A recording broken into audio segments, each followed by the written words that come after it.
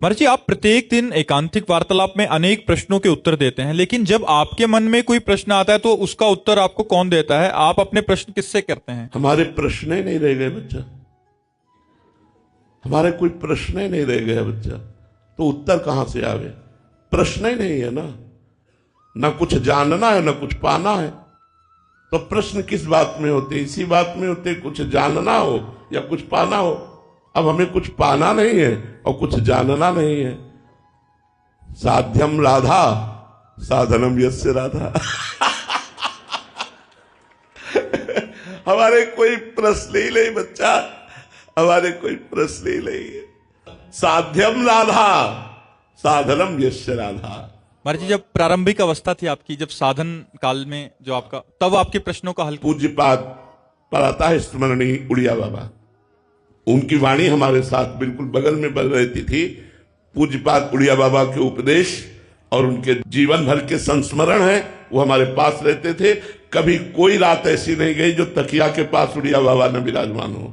हमारी तकिया के पास उड़िया बाबा सिराने विराजमान, चल रहे हैं तो उड़िया बाबा के उपदेश, जब कभी कोई तो उनके उपदेशों।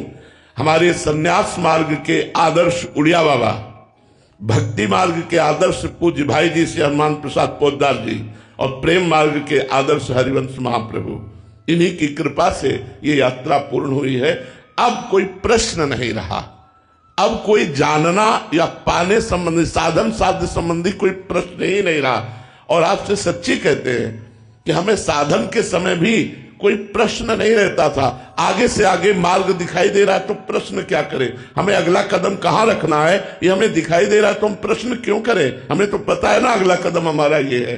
वो अंदर से सदगुरुदेव भगवान हमें उपदेश देकर अगले कदम के लिए मार्ग दिखा देते तो प्रश्न ही नहीं रहा। बस केवल पहला प्रश्न गुरुदेव से था कि हमारी साधना क्या होनी चाहिए।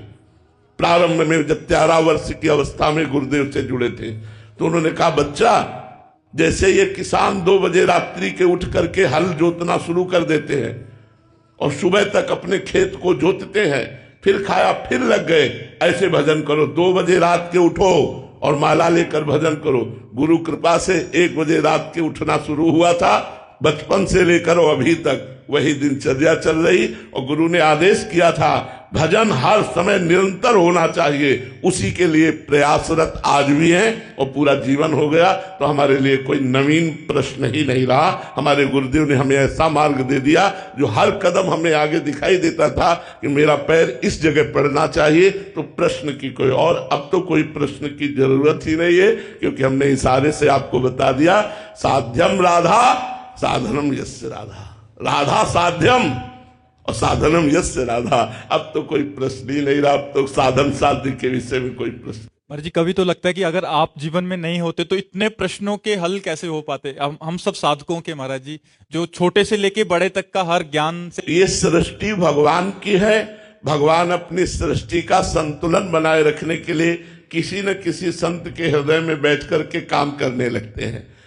प्रेमानंद रूपी शरीर के ढांचे के अंदर बैठकर सच्चिदानंद भगवान स्वयं आपको उत्तर दे रहे हैं। इस ढांचे के अंदर बैठकर वो परमात्मा ही उत्तर दे रहा है। ये प्रेमानंद शरीर जो है, इस शरीर को धारण करने वाला जो जीव जो है, वो तरंग समुद्र में मिल चुकी है। अब समुद्र का ही राज्य है, अब कोई तरंग का राज्य नहीं है, अब केवल समुद्र ही है। वो आनंद सिंधु जो परम सुख राशि परमात्मा है, वही प्रकाशित होकर आप लोगों के प्रश्नों का उत्तर दे रहा है। नहीं, ये शरीर मरा हुआ किडनी फेल है, इसमें कोई सामर्थ्य नहीं, ये केवल श्री कृष्ण कृपा काम कर रहे हैं। महाराज जी, ये बात आज क्यों नहीं दृढ़ता पूर्वक समझ? आज माया है इसलिए नहीं समझ में आएगी। कई बार बताया है कि माँ अपने बच्चे को जब सजाती है तो 2 टिक्का काजल के रख देती है। बोले क्यों? बोले किसी की नजर न लगे। तो ऐसे ही भगवान जब किसी महापुरुष को सजाते हैं तो 1-2 टीका ऐसे लगा देते कि यदि महापुरुष होते तो ऐसा क्यों, अगर इतनी उच्च कोटि के होते तो ऐसा क्यों। और जब शरीर छूट जाता है तब बोले, उनकी जीवनी पढ़ के बोले, अरे यार ये तो ऐसे महापुरुष थे। प्रगट में गुरु साक्षात परब्रह्म, ये भाव कोई बिरला ही कर पाएगा। और जब पधार गए तब कहते हमारे गुरु जी तो साक्षात परब्रह्म और सिद्ध कोटि के महापुरुष थे। और जब जीवित रहते तो उनकी आज्ञा का उल्लंघन करते रहते, उनको एक साधारण पुरुष मान करके उनकी अवज्ञा कर देते हैं। ये माया का प्रभाव है।